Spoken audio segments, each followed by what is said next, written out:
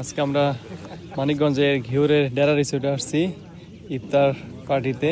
সানি ভাই আছে, ওমর ফারুক ভাই, ভাইয়ের আমন্ত্রণে কিন্তু আমরা এখানে।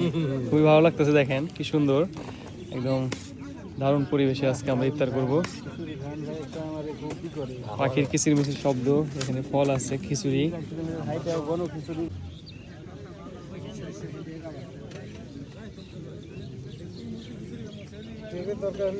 গরম গরম খিচুড়ি, গরু মাংস, আজকের ইফতার। আজকে 30 জন হিসাব করে করছি, ঠিক আছে? 130 আছে ভাড়ায় করা হয়েছে। আমাদের